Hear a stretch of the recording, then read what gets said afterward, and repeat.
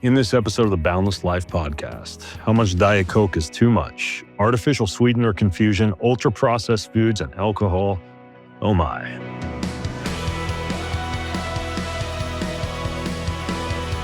Welcome to the Boundless Life podcast. I'm Ben Greenfield. As you may have heard if you listen to the title of this show, I'm covering a lot of vices today. If you're drinking a Moscow Mule with maybe a packet of Splenda in it and eating a Twinkie, well, perhaps sipping a little bit of Diet Coke on the side, double fisting, then you're going to love today's show. It's going to make you feel fantastic. So I actually have been drinking a lot of Diet Coke recently, not intentionally. It just so happens that I have been home for 2 days out of the past 30 days. I was on a speaking tour of India, and then I wound up in San Diego at a mastermind event, and then I went up to San Jose to do some biohacking with my good buddy Matt Cook at BioReset Medical, who put like 1 trillion exosomes and these new Muse stem cells into me. Shout out to Matt Cook. So I estimate I've been on 26 flights, 26 airplanes in the past 30 days. I find that something that is carbonated helps my gut to feel less problematic when I'm on a flight. And Diet Coke, especially, this is actually something I learned from my mom. She'd drink a Diet Coke when her tummy was upset. For some reason, something about Diet Coke makes my tummy feel pretty good when I'm flying. Yes, it's a vice. Some people say I'm nuking brain cells and gut bacteria all at the same time. Is that true? You'll find out in today's show. All of the show notes, which I always make as juicy as possible, can be found at bengreenfieldlife.com/487. That's bengreenfieldlife.com/487. And besides that, this is full-on newsflash show. I'm not answering any questions today. I've been answering more and more questions over at the Life Network. That's basically this new platform I've built that is essentially like the Facebook for health. Huge community, workouts, Q&As, AMAs, etc. Not to all of a sudden start throwing more commercials at you, but I'm also responding to more and more questions on that platform. I have another podcast called the Raw Podcast inside golifenetwork.com.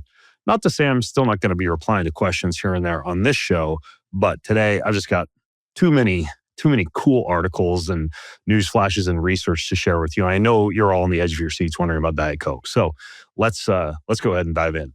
So I probably average at this point in my life, despite possibly averaging one a day this month, one Diet Coke, maybe every 2 weeks. It's my vice. So shoot me. I realize it is like a processed food. And there was a recent hubbub about Diet Coke based on new data showing a link between aspartame or aspartame, depending on your pronunciation preference, and Diet Coke. So this is this guy I follow who alerted me via his Substack to the existence of a new study published 2 days ago in Cell Metabolism. This guy, by the way, is a great researcher, Nick Norwitz. He's been becoming more popular. Great YouTube channel, delves into the biochemistry of different food compounds, etc. Seems to have a pretty good head on his shoulders, even though we've never actually talked in person. But I do digest some of his stuff. And so he published an article about this new study published 2 days ago at the time of this recording in Cell Metabolism, showing that low doses of aspartame, the pronunciation I'm going to use today, is linked to heart disease. So there have been studies in the past that have linked artificial sweeteners to cardiovascular disease. No kind of like bodies in the streets, huge long-term human trials, but particularly there have been studies in rodent models, in monkeys, and occasional smaller studies in humans suggesting that aspartame may be linked to cardiovascular disease. So in this case, what happened was this, and this is very recent.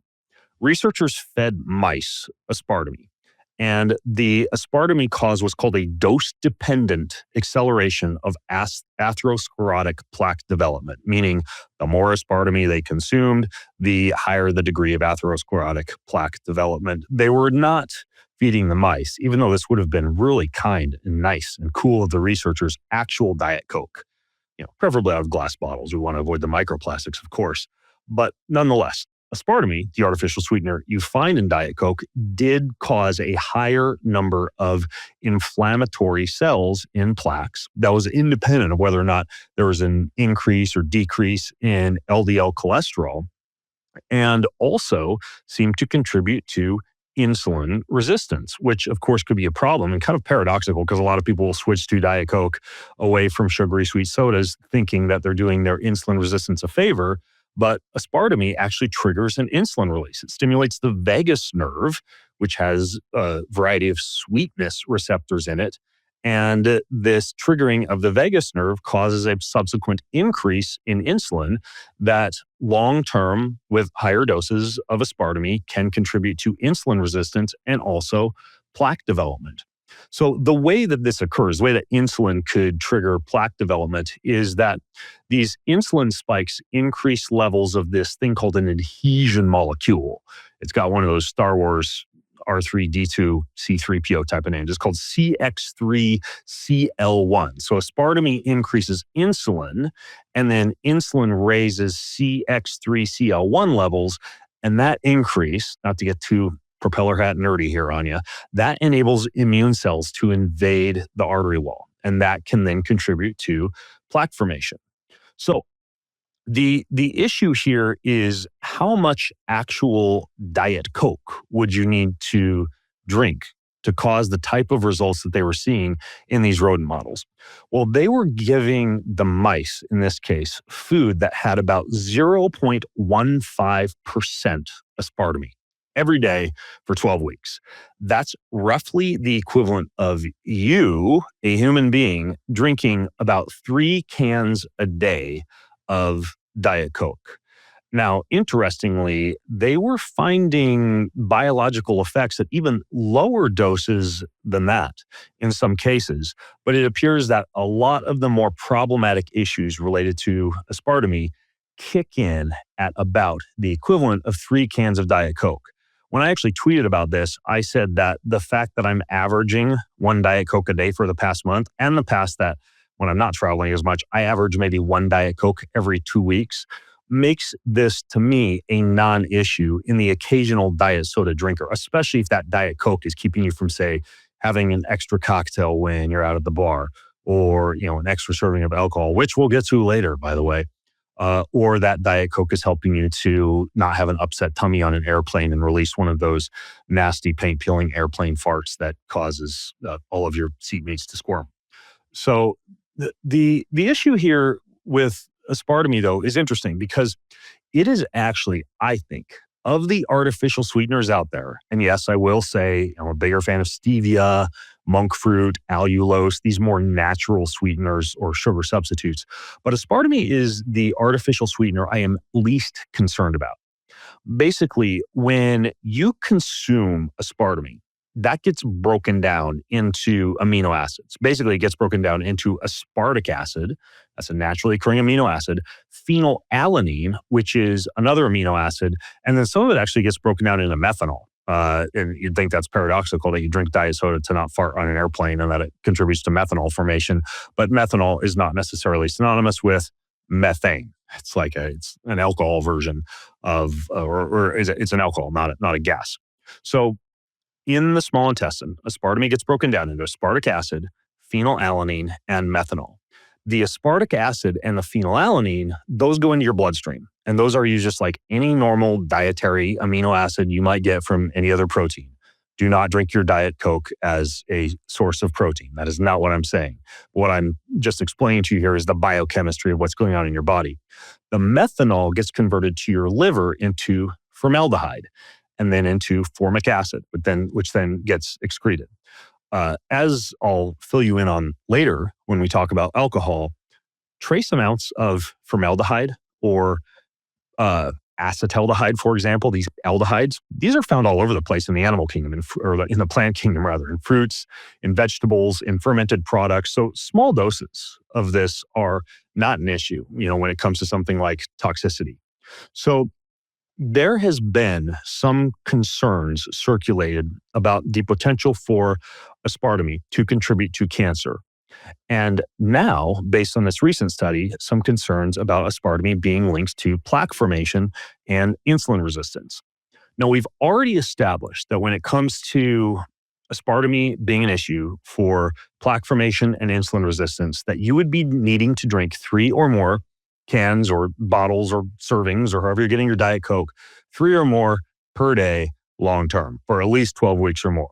I don't know a lot of people who are doing that. I do not advise that. Like I mentioned, I would do it max during a hefty travel season, like 1 a day. But that's the dose that you would need to be concerned about when it comes to this latest study on heart disease and diet soda consumption. Now, of course, I'm assuming you don't have other dietary sources of aspartame, right? If you're drinking like 3 different other diet sodas per day, in addition to the Diet Coke, and then you're putting some aspartame, I don't know, in your coffee or something like that, that could be an issue. But what I'm saying here is the equivalent of 3 Diet Cokes worth of aspartame per day would be where you'd start to get pretty concerned. So when it comes to the carcinogenic effect, if we look at the literature, again, primarily in animal models, linking aspartame to cancer, the equivalent number of Diet Cokes that you would need to drink per day for all of this formaldehyde and subsequent formic acid to eventually become carcinogenic would be, depending on the research that you look at, 12 to 20 plus cans of Diet Coke per day. That's how much you'd have to drink to hit regulatory limits. Let me frame this in another light for you. I was recently listening to a speaker at a conference talk about microplastics. And this particular speaker said that she really did not recommend drinking Topo Chico due to the microplastic content of Topo Chico. And despite this person being very smart and saying a lot of good things about microplastics, I don't agree that Topo Chico is an issue. There was a study a few years ago that said that Topo Chico contains 10 times the amount of microplastics than any other bottled water, which is actually true. It does. Like whatever source they're using for their Topo Chico water has these trace amounts of microplastics in it that are higher than other bottled water. We're talking about the glass bottle, by the way, not a plastic bottle, a glass bottle. But the amount in Topo Chico is about 9.5 parts per trillion of microplastics. So think about it this way. If you were to fill 50 Olympic-sized swimming pools with Topo Chico, you would have the equivalent of, I think, about a tablespoon or so of microplastics in all 50 of those pools combined. Now, if you were to look at an average human being drinks about 1/10 of an Olympic-sized swimming pool over the course of their entire lifetime. So you could literally drink glass bottled Topo Chico at 9 parts per trillion microplastic from the time you were born until like 80 to 90 years old as the only water that you drink. And over the course of that entire lifetime, you drink about 1/10 of an Olympic-sized swimming pool full of Topo Chico, and you'd barely reach regulatory limits for microplastics. I'm not saying that's a good idea. I don't endorse it. But whenever you hear about things like aspartame causes cancer, Topo Chico is full of microplastics, you always have to step back and look at the actual dosing in the research. So when it comes to Topo Chico, yeah, I mean, it's got microplastics in it 10 times the amount of any other water bottle, but that 10 times is such a small amount. It's kind of like me saying the air quality index let's say the air quality index in Park City, Utah is 10, and the air quality index in Boulder is 5. And you could frame that as saying something like, did you know that the air quality in Park City is twice as bad as that of Boulder? But the overall air quality index we're talking about is so low. It's such high quality in both cases. It's a moot point. But it depends on how you frame the argument or the research or the claim that can be a little bit stimulatory or fear-mongering in some cases. So when it comes to Diet Coke and aspartame, yeah, I would not exceed 12 to 20 cans per day if you want to avoid the cancer risk. I wouldn't exceed 3 cans per day if you want to avoid the heart disease risk, but you do not have to swear off diet soda altogether. Yes, I'm a bigger fan of, Zevia, putting some stevia in your Pellegrino or your sparkling water if you want to do that. But again, if you like a Diet Coke every now and again, it's not a problem. Now, some people ask me about the difference between Coke Zero and Diet Coke, and there is a difference, okay? Coke Zero not only has slightly less caffeine than Diet Coke, which is probably a plus if you don't want to overconsume caffeine. I will admit it does have a more authentic cola flavor than Diet Coke does if you're looking for that nostalgic Coca-Cola feel. But the Coke Zero is actually sweetened with a combination of aspartame and acetylsulfame potassium, or as is sometimes called ACE-K. So ACE-K is different than aspartame. I think it's more concerning than aspartame. It's about 200 times sweeter than sugar. And it is commonly used with aspartame or sucralose in sugar-free sodas and protein powders and many processed foods. But unlike aspartame, ACE-K is not metabolized into amino acids or into methanol. It's absorbed into your bloodstream and typically tends to be excreted unchanged in your urine, but that does not mean it doesn't have impacts in the body. There are some rodent studies suggesting a potential cancer link with high amounts of ACE-K consumption, similar to aspartame. There are also some studies indicating that it might slightly stimulate insulin secretion. So similar to aspartame, it might contribute to long-term insulin resistance. There are a few animal studies suggesting that it might alter your gut bacteria in an unfavorable way, not as bad as sucralose can. Sucralose is bad news bears for your gut microbiome, but ACE-K can still alter the gut bacteria a little bit. And then there's like one study in rats that found that it might cause potential neurotoxicity, but it was pretty high doses of ACE-K. I don't have the actual amount in front of me, but it was a high dose. So when we look at a lot of these issues with ACE-K, you would still need to drink quite a bit of Coke Zero. You'd actually need to get closer to about 22 cans per day of Coke Zero to reach some of these issues. But if you look at the research overall, there's more evidence that suggests that ACE-K could be a bigger issue, particularly for your gut and for cancer risk and even insulin secretion compared to aspartame. So if I had to rank the artificial sweeteners in order of the ones that I think are, worst versus least worst, man, I sound smart today. I would say aspartame would be the safest, and then ACE-K is next, and then sucralose is last. So long story short is if you see these headlines about Diet Coke causing heart disease or aspartame causing heart disease, just kind of like raise an eyebrow at it because there's a little bit more to the story than that. But it does fall into one of those categories of processed or ultra-processed foods. Why am I telling you this now? Because there is another study that recently came out on ultra-processed foods. Now, before I talk to you about that study and what it found, let's quickly define what an ultra-processed food actually is. So you can dry, crush, roast, boil, freeze, pasteurize, and engage in a variety of other methods to process a food, to change a food from its natural state. And typically, after you've kind of pulverized the food like this, you'll add ingredients back into it. And in the case of many packaged ultra-processed foods, the ingredients that are added back into it include preservatives to increase shelf life and stability, sugar, salt, fat. And unfortunately, when it comes to fat, many of the fats being added in are oxidized. They're heavily processed. They've been heated. They've been pressurized. So we get some of these rancid seed oils, which can cause some inflammation compared to an oil in its more natural state, like a extra virgin olive oil or eating an avocado or something like that. Now, ultra-processed foods typically also contain artificial colors, flavors, stabilizers, etc. So there's a big difference between me saying that whatever banana coconut water smoothie that you're having in the morning is ultra processed food, which it is. It's kind of processed, right? It's been put in the equivalent of a food processor, and an ultra processed food, which again is dried, crushed, roasted, boils, freeze, pasteurized, heat and dried powdered, etc., but then has all of these things added back into it that can often have a deleterious impact on your metabolism. And even if we shove all of the concerns aside and say there's no research at all on deleterious effects from a toxicity standpoint, there is absolutely no doubt that because you do not feel as full as fast when eating these ultra-processed foods, because you don't have to chew them as much, they just go in and out of your mouth more quickly, they're hyper-palatable, you tend to eat more. People tend to eat more. And this is not just me saying it, it's based on research when they have a diet high in ultra-processed foods. And there are some other issues with ultra-processed foods I'll get into momentarily. So this recent study that came out a few days ago at the time of this podcast recording looked at whether ultra-processed foods can contribute to weight gain.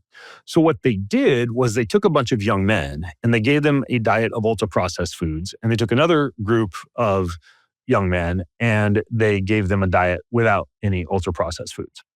The ultra processed foods were things like soda and donuts and French fries. So, as a matter of fact, there's a very helpful graphic at examine.com that was showing some of the sample meals. And so, for example, for breakfast, the ultra processed meal would be like blueberry yogurt, turkey sausage, a croissant, and some margarine. And for the non ultra processed foods, it was sliced fresh fruit, Greek yogurt, and walnuts. The lunch in the ultra processed food group was potato chips, chicken nuggets, and a diet lemonade drink. And then in the non ultra processed food group, it was a salad with chicken breast and farro, which is kind of like a grain, apples, grapes, and a vinaigrette. And then for dinner, the ultra processed group was commercial cheese and peanut butter crackers. Actually sounds really tasty. A commercial turkey meatball marinara sub on white bread and provolone cheese. Gosh, that also sounds fantastic. Gosh darn it. And a diet lemonade drink. But then for the non-ultra processed group, they had a salad, they had some black bean hummus, a beef tender roast, some couscous, and some carrots. I have to admit, the commercial turkey meatball marinara sub on white bread and provolone cheese with commercial cheese and peanut butter crackers almost sounds better. See, this is the problem with ultra processed foods. Even a super healthy guy like me, it's like my mouth waters when I just describe ultra processed foods. But nonetheless, what they found in this study was that the guys eating the ultra processed foods not only gained a significant amount of weight, 2.4 pounds more than when they followed a control diet. And I am sorry, they actually did, like the same group was eating the ultra processed food group, and then they shifted them to the non-ultra processed food group. So while following the ultra processed diet, they consumed an average of 814 more calories per day compared to when they were eating a more natural diet. They chewed significantly less per calorie, right? You're supposed to chew your food like 25 to 40 times per bite to get a lower blood glucose response and increased feelings of satiety and better nutrient absorption. You don't do that with ultra processed foods. As healthy and or as tasty as that peanut butter is. And they gained 2.4 more pounds when they were eating the ultra processed meal.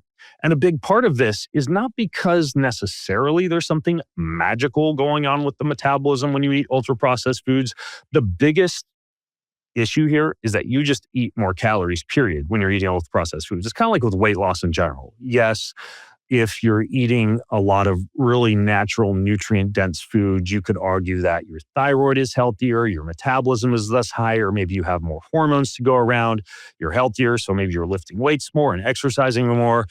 But really, the biggest contributor to whether or not you're going to lose weight is how many freaking calories you're eating, regardless of the food quality. Like, I could get somebody to lose weight drinking 2,000 calories of Coca-Cola a day, as long as they're burning like 2,100 calories a day. I'm not endorsing that. I don't think it's healthy. But when it comes to ultra processed foods, the number one issue that we see with it is you just eat freaking more. All arguments for scientific processes in the way the ultra processed food is metabolized aside. So that's pretty concerning when it comes to 814 more calories per day. That adds up. That's a lot. But then there were a couple of more studies that came out recently showing some other big issues. So some of you may have heard of the term sarcopenia. Sarcopenia, that's a significant reduction in muscle size and strength that occurs with age, but can also occur in situations like a sedentary lifestyle, cancer or chronic disease, etc. So there was another study that analyzed 10,255 adults. And the individuals in that study who fell into the highest quartile of ultra-processed food consumption, meaning they had more than 55% of their daily calories from ultra-processed foods, they found a significant association between higher amounts of ultra-processed food consumption and elevated loss of muscle mass. Even in young, healthy adults, you wouldn't expect to be losing muscle that quickly. So incredible decrease in muscle quality and muscle quantity when consuming these ultra-processed foods. So what's interesting here about these studies is that they looked at the actual health of the muscle, right? Like I just mentioned, not just how much muscle do you actually have, because you lose muscle with a high intake of ultra-processed foods. Probably the number one reason being it's just harder to get ultra-processed foods that are high in protein. But what they looked at was whether there's a connection between ultra-processed food intake and what's called the degeneration of muscle tissue. So this other study had 666 participants, and they were observing the effects of ultra-processed foods on muscle quality. One of the key findings of this study was that higher consumption of ultra-processed foods, we're just going to start calling them UPFs. I feel like I'm filling up a lot of airspace saying ultra-processed food. So higher consumption of UPFs was significantly associated with intramuscular fat, right? Those fatty streaks that you see in a nice ribeye steak, but that aren't necessarily synonymous with health in humans and often associated with cardiovascular disease. These were increased significantly in muscle. Intramuscular fat was increased with a high amount of ultra-processed food consumption. And this was kind of the case for most of the muscles in the body. And then another study that they looked at in Brazilian teenagers, right? Not like old people, like young virile adults, 1,525 adolescents.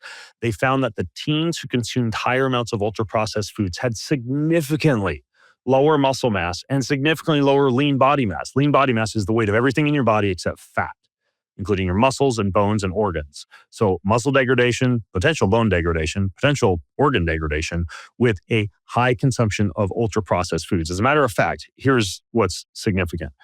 The researchers found, see, I'm picking up my pen to really drive this point home. I mean, it's about to get serious, folks. The researchers found that for every 1% increase in the percentages of calories coming from ultra-processed foods, there was a corresponding decrease in muscle mass by 0.04 kilograms and a decline in lean body mass by 0.01 kilograms per meter squared. So essentially, the more ultra-processed foods that you consume, the lower the likelihood that you are going to be able to maintain not only muscle quantity, but muscle quality. So I realize I just said a lot of scary things about ultra-processed foods, but here's the way that I think about it. You know how there's a lot of like food scanning apps now that allow you to scan the label of a food and see the carbs, the fats, the proteins, the calories, etc. I think those are mildly useful for a lot of people, but I don't even have one installed in my phone because my objective in life is to eat from or to have as few foods in my pantry and my refrigerator that even have scannable labels, right? So the idea of shopping around the perimeter of the grocery store, I realize this is super basic, but some people just need to hear this, right? Shopping around the perimeter of the grocery store. You got the eggs, you got the dairy, you got the seeds, you got the nuts, you got the meats, you have the grains, you have the produce, the vegetables, the fruits. You don't have a lot of scannable things on the perimeter of the grocery store. That should comprise the lion's share of the grocery shopping that you do. Like you should just try to be opening up crinkly packages as little as possible. And I mean, even when you travel, you can go the route of like sardines and avocados and a little lettuce wrap. I mean, there's ways that you can do this. As a matter of fact, I usually have a Whole Foods order or a grocery store order waiting for me when I get to the hotel room when I travel. And it's great. It's like Brazil nuts and macadamia nuts and some like 95% dark chocolate and some sardines and some avocados and some seaweed wraps and one of those like organic salad greens mixes with a bottle of olive oil. And that all just gets put into the mini fridge or as much of it as I can squeeze on the mini fridge at the hotel. And yeah, I usually take out all the, whatever, the booze and the beer and the wine and the soft drinks, except the Diet Coke, of course, and everything else that's in the mini fridge to make space for all this stuff while keeping my fingers crossed. It's not one of those fancy automatically activated mini fridges that charges you every time you touch anything in it. I have been known to call down to the front desk and tell them that I am traveling with medications and need an extra mini fridge in my room because I do consider avocados to be a medication. But there are ways that you can, even when traveling, eat a lower amount of ultra-processed foods. So is it all bad? Not necessarily. There's a silver lining. And here's an interesting silver lining. There was a paper that came out January 6th, 2025, so pretty recent, in The Lancet, and it was looking at the link between ultra-processed foods and cardiovascular disease. As would be no surprise to you after hearing what I've just said, the participants with the highest total ultra-processed food intake had an 11% increased risk of cardiovascular disease. They're most likely drinking many more than 3 cans of diet soda a day. They had a higher intake of sugar sweetened beverages, artificially sweetened beverage, and processed meats.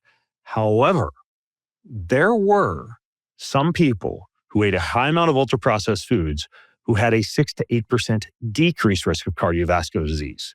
In particular, higher intakes of cold cereals, fat-free popcorn, crackers, yogurt, and dairy-based desserts were all associated with a 6 to 8% decreased risk of cardiovascular disease. Now, here's my hypothesis about this. I don't think cold cereals, fat-free popcorn, crackers, yogurt, and dairy-based desserts, like, I don't know, Ben and Jerry's, necessarily drop your risk of cardiovascular disease. But I think people who are already thinking about being healthy, hitting the gym, getting some sun, going outside, maybe walking during work, things like that, they're thinking at the same time, I'm going to have a fat-free popcorn. And gosh, I'm not going to have Pop-Tarts and tater tots for breakfast, but I will pour myself a bowl of Wheaties, right? And I heard yogurt's good for you. I'm going to do some of that. So I think that there's a little bit of self-selected healthy user bias in the results of these studies. And so certain ultra-processed foods that are marketed as healthier versions of ultra-processed foods are likely linked to lower risk of cardiovascular disease because the population choosing those versions of ultra-processed foods are making healthier food, lifestyle, and exercise choices in other aspects of their life. So I'm not telling you to rush out and go buy fat-free popcorn and crackers. If you have a diet high in ultra-processed foods, those would be the best form of those to consume. But ultimately, there have been studies showing that not all ultra-processed foods might be bad for you. But even then, I think there's some bias and some subtle nuances that we need to take into consideration. So should you be a total propeller hat wearing nerd like me and you want to dig into any of these studies that I've just mentioned, you can visit the show notes at bengreenfieldlife.com/487 to take a look. All right, so we've talked about diet soda, we've talked about artificial sweeteners, we've talked about ultra-processed foods. So what's left? Alcohol, of course, alcohol. I get a lot of questions about alcohol because right now I average about 5 drinks a week. Nice glass of organic wine with my family at dinner. Lately, we've been playing some really intensive ping pong matches, and I'll sometimes, grab a little mezcal tequila with some club soda and a squeeze of lime, and I'll sip on that while I'm playing ping pong. I rarely have more than 1 drink.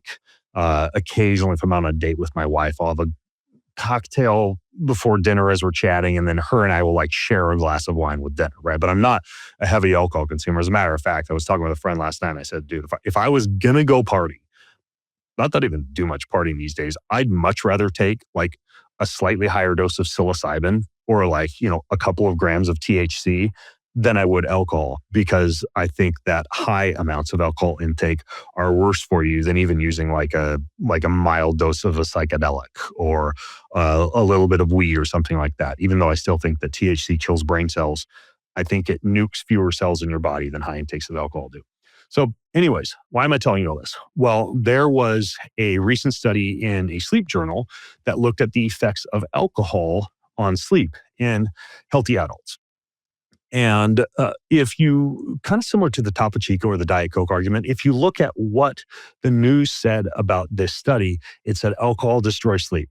Alcohol destroys sleep. So I thought, I should go look at this because I get great sleep scores. And I realize it's totally anecdotal. And I have a glass of wine with dinner. Or like I mentioned, a cocktail while I'm playing ping pong before dinner quite a bit, 5 days out of the week at least. So when I looked at the actual dose used in this study, that did indeed show that there was an increase in sleep latency. So the amount of time that it took to fall asleep was actually longer with alcohol, which is kind of interesting because some people say they fall asleep faster, but in this case it was longer. But then they looked at the REM sleep, the rapid eye movement sleep, and it showed that there was a negative impact on rapid eye movement sleep, what they described as REM sleep disruption. However, when you actually look at the impact on REM sleep, the reduction in REM sleep quality occurred at 2 or more drinks, right? I realize that's not very much alcohol for a lot of people, but 2 or more drinks is a lot of alcohol for me. Right. I'm not having that on barely any night unless, again, it's a date night with my wife, which is once every couple of weeks. And then with the sleep latency, how long it takes you to fall asleep, it was 5 drinks or more.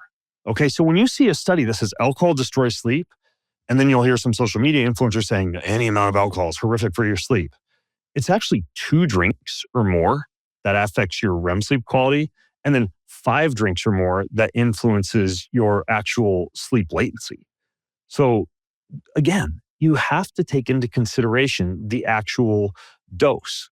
So here's the thing about alcohol and the way that I think about it. I think alcohol actually plays a role in longevity. And I'm going to explain to you my reasoning here. Now, before I do, I should couch this all with a few caveats. The first is that if you have a history of problematic drinking, abuse in the family related to alcohol consumption, um, and other issues that would make alcohol problematic, aside from the metabolic or biochemical implications of alcohol, it could be a good idea for you to avoid. Same thing if you're married to someone or have a significant other who struggles with self-control around alcohol, probably best to just not have it in the house, right? There are other things that you can do to like get antioxidants or, induce endogenous antioxidant production. If you do not have access to healthy versions of alcohol, right? If all you're drinking are big California cabs with 70 plus different herbicides and pesticides, yeah, probably not a great idea for you to be drinking wine. If you're drinking like margarita mixes chock full of high fructose corn syrup, or let's say, for example, non-organic beer, and maybe even you have some gluten issues, so it's causing gas and bloating with you. There are a lot of issues we need to take into consideration beyond just alcohol itself. So you need to have a healthy, clean source, right? Like if I'm out at a restaurant and I'm ordering a glass of wine, I typically will look for 3 different countries on the menu that all tend to use really good organic biodynamic prep methods in their wine. France, Italy, and New Zealand. And then for hard alcohol, I'll typically choose mezcal tequila because it has a lot of agave fibers in it, which are insoluble fibers that may have a positive impact on gut health and also lower the glycemic index of the food that you're consuming.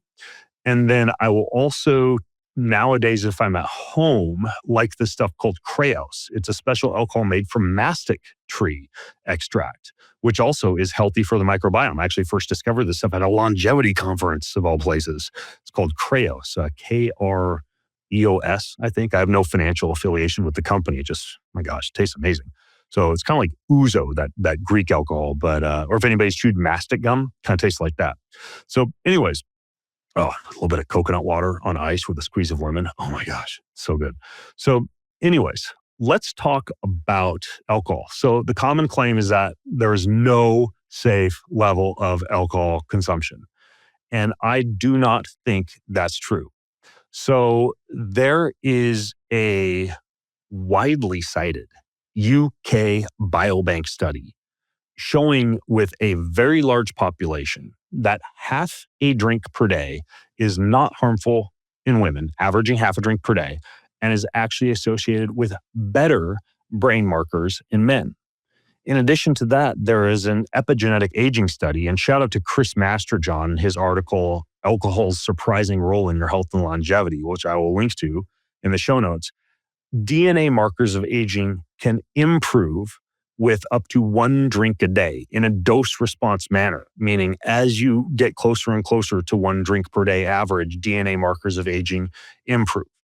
So why is this? Well, alcohol is not just a toxin, as many people would lead you to believe, even though it does have a toxic effect, right? As do many plants, as does the sun, as does exercise, right? Many of these things that have a toxic effect based on the law of hormesis are bad for you in large amounts, but good for you in small amounts, right? They induce cellular resilience in small amounts. Alcohol falls into that category.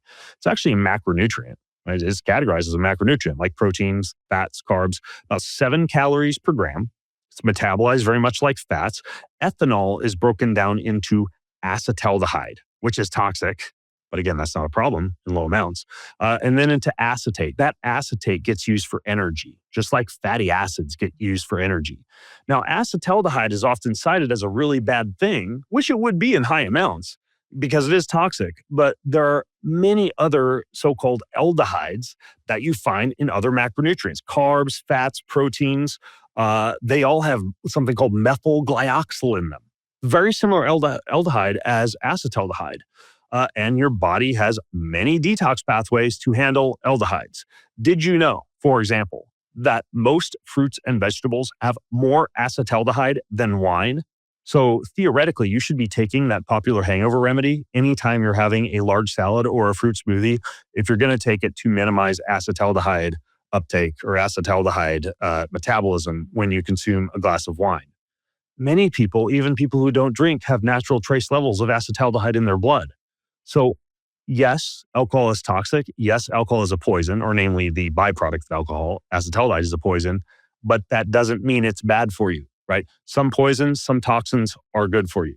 Heck, there's even people who do like bee venom therapy, uh, combo, which is where you like burn holes in your arm. I've done it. It's horrible. You throw up, but it's supposedly good for your immune system. Or for an Instagram post, you burn holes in your arm and put little bits of frog poison on your arm.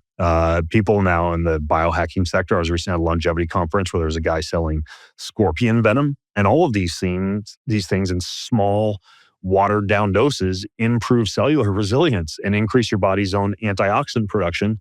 Trace amounts of some of these things in alcohol seem to do the same thing. Now, there are some populations who would still need to be concerned about alcohol.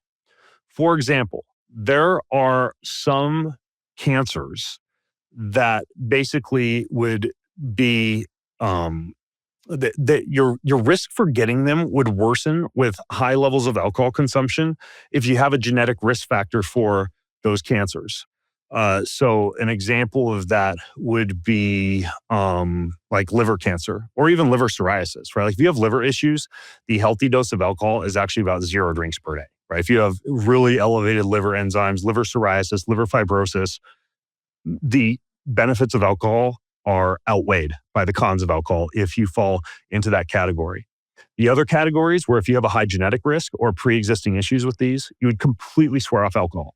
Esophageal cancer, breast cancer, and what's called community-acquired pneumonia. I can't say I fully understand what community-acquired pneumonia is, but it seems to respond really, really unfavorably to alcohol consumption. So if your doctor has sat you down and said, Jimmy, you have community-acquired pneumonia, or a genetic risk for community-acquired pneumonia, then avoid alcohol.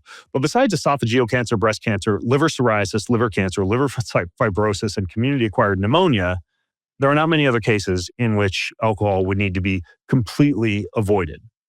Now, alcohol has these hormetic effects, like I was talking about. It increases your antioxidant defenses. So low doses of alcohol upregulate enzymes that neutralize oxidative stress. It boosts vitamin A activation, which is important for testosterone, for immune function, even for vision. It improves mitochondrial function in a very similar fashion to fasting and ketone intake. One popular ketone a lot of people use, 1,3-butanediol, that is actually, believe it or not, an alcohol. And it supports the cardiovascular system, right? Moderate doses, low to moderate doses of alcohol are associated with better HDL cholesterol, better blood clotting mechanisms via lower levels of something called fibrinogen, and reduced clotting risk. So when it comes to diseases where some alcohol seems to be protective, here's what you need to know. Heart disease. Your risk of getting heart disease drops at up to 2 drinks of alcohol per day, which is like my max dose, period. And we're not talking when I'm saying, note how I'm not saying per week, right? Because there's a big difference in the way that your body metabolizes, say, 7 drinks on a Saturday night all at once in a party binge-like format versus a glass of wine with your family at dinner each night, right? If I told you that running was good for you, but you ran 30 miles on the weekend, you're going to feel way worse than if I told you running is good for you and you run like 2 miles every morning. So anyways, heart disease, the risk drops with up to 2 drinks of alcohol per day. Diabetes, the risk for diabetes drops with up to 1 drink of alcohol per day. Alzheimer's and dementia, your risk drops with up to 1 drink of alcohol per day. Parkinson's, your risk drops with up to 2 drinks of alcohol per day. Kidney stones and kidney disease, actually, people who don't drink at all have a higher risk of kidney stones and kidney disease than people who have low to moderate amounts of alcohol, up to 2 drinks per day. Venous thromboembolism, the risk is lowest with 1 to 2 drinks per day, even compared to those who do not drink any alcohol at all, probably because of the hormetic effects of this so-called poison. And then when it comes to actual mortality risk, all-cause death rate, So it appears that when it comes to longevity, living the longest time possible, the sweet spot comes out to 0.3 to 0.5 drinks per day on average, which means that if you're averaging 10 to 15 drinks per month, you are likely increasing your potential for longevity, even compared to someone who does not drink at all. Again, we're assuming here that this is a small amount on random days of the week, not all at once, and that is from healthy sources. So spreading the drinks out over the week is obviously much healthier than binging, and 7 drinks per week, 7 drinks on a Saturday night is much, much different than having like 1 drink per day. I still think you should avoid alcohol if you have a history of alcoholism, if you don't have access to healthy sources of it. If you feel, as Chris notes in his article, if you feel worse, not better when you drink, probably just not a good idea to drink. And then your ability to have a certain amount of niacin, whether from a dietary or genetic standpoint, that can also affect alcohol. So if you have like an NAD deficiency, or you have some kind of a mitochondrial damage issue, if you're inflamed, if you're oxidized, if you have a really hard workout, those would also be reasons to avoid alcohol. So in my opinion, alcohol is not purely good or purely bad. It depends on the context. The best dose for most people, if we want to be as safe and conservative as possible, comes out to about 0.3 to 0.5 drinks per day on average, which comes out to about 10 to 15 drinks per month, even though I think you could, if you wanted to, make a case, particularly for cardiovascular health, that there being a beneficial effect of up to 2 drinks per day. I play things on the safe side, so I don't get close to up to 2 drinks per day, but it's interesting, the effects on cardiovascular disease. And then with cancer, if you have a risk for certain forms of cancer, I would avoid alcohol altogether. But the overall takeaway message is this: alcohol is a poison. Alcohol is a toxin. So are many other things. Many fruits, many vegetables, many biohacking modalities and exercise practices are all toxic or poisonous to the body. But low amounts of these toxic or poisonous stressors can induce a bounce back effect in the body, a resilience increasing effect that can actually be beneficial. So no, I'm not going to swear off Diet Coke. No, I'm not going to swear off alcohol. I may occasionally have a fat-free cracker with a little bit of peanut butter spread on it, even though I think of all the things I mentioned, you could make the least healthy cake for ultra-processed foods. Freudian slip there. But ultimately, I just want to get you thinking with this podcast episode about what science says, what the headlines say, and the difference between the two. And I also want to give you permission. Like, you do not have to be based on the standards of many, healthy biohacking enthusiasts out there, what might be considered to be perfect, right? You don't need to worry that much if you're occasionally having like a handful of crackers, preferably tallow, not seed oil crackers, or a glass of wine, or a Diet Coke, right? You can, I'm giving you permission to engage in those things in low to moderate amounts. I can't say I've seen much evidence for ultra-processed foods being healthy for you because it's so hard to eat little of them. But if you're replacing unhealthy things in your diet, like, I don't know, ice cream with some Dannon yogurt, or you're replacing French fries with some wheat thins, or you're replacing, I don't know, potato chips with some beet chips that are technically ultra processed and maybe have some sunflower oil and sugar on them. There are worse things you could do. I think there are bigger fish to fry. Fry in avocado oil preferably, but fry nonetheless. So anyways, I know that you probably have questions, probably have comments, probably have your own feedback. So what I'm going to do is open up the show notes to all your comments. I read many of them, most of them. So if you go to bengreenfieldlife.com/487, you can leave your comments. I have an AI clone over there you can ask your questions to as well. And it's pretty good. It's a lot smarter than me, actually. Trained on 10 years of my podcasts and articles and books. And kind of makes me feel bad that a robot is slowly replacing me. And then if you want more of my personal, raw, and occasionally controversial thoughts on podcasts that I've done in the past with guests, and also if you want to ask a question and kind of be fast-tracked to the front of the line, visit golifenetwork.com, where I've got plenty more goodies for you. So That's all. Thanks so much for listening. Leave the podcast a review or a ranking if you enjoyed it, wherever you happen to listen to the podcast like this. And until next time, I'm Ben Greenfield with the Balanced Life Podcast, signing out. Have an incredible week. Hit subscribe, leave a ranking, leave a review if you got a little extra time. It means way more than you might think. Thank you so much.